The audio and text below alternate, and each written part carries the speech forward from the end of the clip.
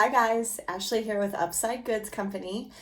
Today I'm bringing you a video on how I make my candles. So I had to make a couple testers because I'm starting a new line of a different style of vessel that I wanted to offer. So I'm not so pinched with price points. And yeah, so I'm going to pour that today. Please ignore the mess that's in my kitchen, but it's as real as I could possibly be. And I definitely don't live in a stage studio all the time.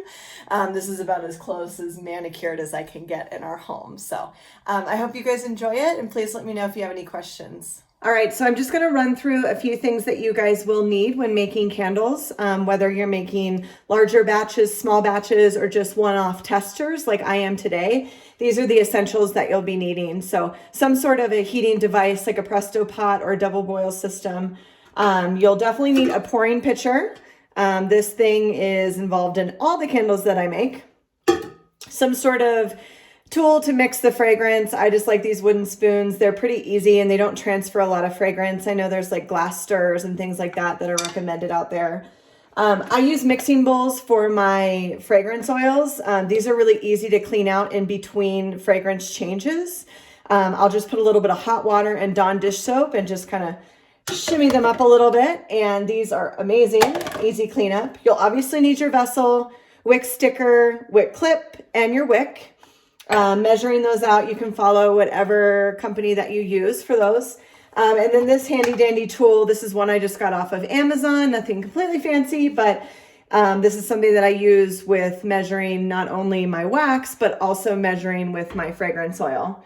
I have my handy dandy computer right over here next to me. And then of course, paper towels. As you can see, candle making day, I'm rolling through paper towels. So these are the essentials that I usually need. I probably forgot one, so I'll tell you guys about that later. All right, guys. So what I'm going to do is I'm going to add just a slab of wax to the Presto pot. I don't measure any of this out because I actually measure it out once I'm pouring. I'll show you guys that in a little bit. But I just turned everything on, set it to 200. It'll probably go a little bit over. I do have some leftover wax in here, which is one of the nice pieces about using something like this, is because you can just leave what you don't use and then refill as needed. So I'm going to add my slab of wax.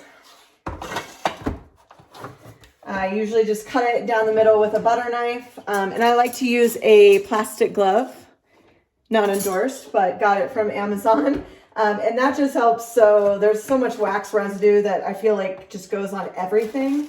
And this allows it to be a little bit cleaner. So when I'm not using, when I'm not putting wax in the Presto pot, I just simply take the glove off and I have nice clean hands with no oil residue. So, all right. So we're going to let that baby cook. And try and keep my area as clean as possible. We'll give that a few minutes. All right, so what I'm gonna do is drop my wick. So I'm gonna pick that up. I've already placed my wooden wick in a wick holder and put a wick sticker on the bottom. So what I usually do is just eyeball it. I will put it down there in the center of what I think is center. Get my hair out of the way. And drop it down. And then I usually just kind of measure it up to see, yep, that looks pretty center. These are reused wicks, so meaning that I've cut them from other vessels that I've done. These are all testers for me. All right, guys, so I am getting ready to test this vessel today. I just got these in the mail from Glass Now, and I'm looking to add to my line. So this is one that I want to test just to see. I think this one particularly can hold about 10 ounces of wax. I'm not exactly sure. I probably should have measured that, but I didn't. But either way, I usually like to test my vessels around 7 to 8 ounces of wax anyway, just because if I do a full fill, I don't really feel like I need to, just for the sake of testing. Usually trying just to test the wick, and I'm trying to test the fragrance oil, and then I'll do a full test run once I've whittled that down to see if I have the finals. So I'm going to measure out the fragrance oil today. I decided I'm going to fill this at 8 ounces of wax. So my calculations that I do are based off the Wooden Wick Guide. And that's going to be 0.8 ounce of fragrance oil that's needed. So I'm going to do that and I'll show you guys. So the one for this is going to be mango and coconut. I got this sample from Candle Science.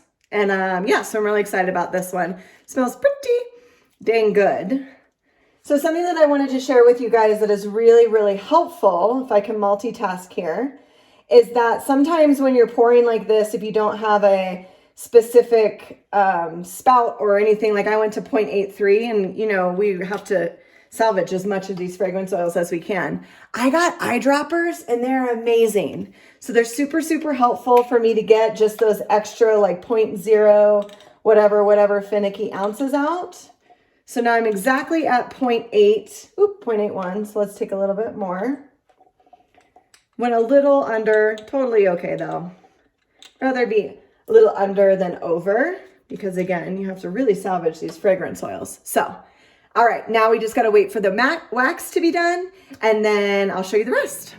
Let's go ahead and pour some wax. So, all right, so I already have my measurement of my fragrance oil. I have my handy dandy thermometer. I just checked it, but I'll show you guys just for sake of doing this without trying to be too much in the way. I want to make sure that it's well over 200 degrees. I'm using virgin coconut soy. This is registering at about 224, so we're absolutely more than ready to go. And because I said I was going to do 8 ounces of wax, I'm simply going to pour 8 ounces of wax. So,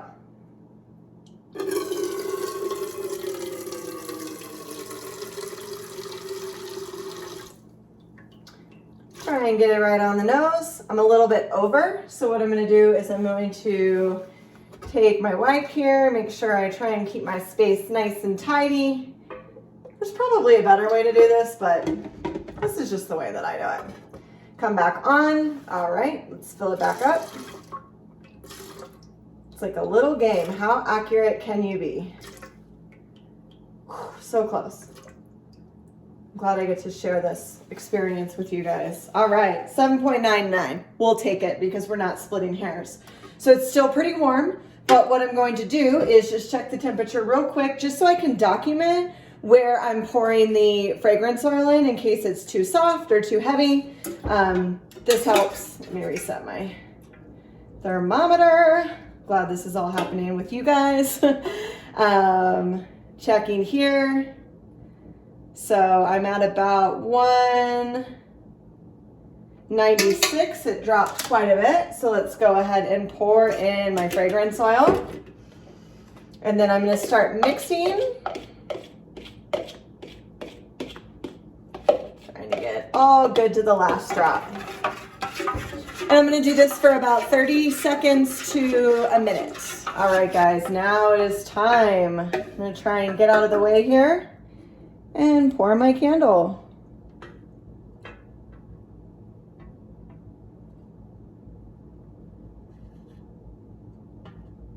Perfect. It's exactly what I wanted.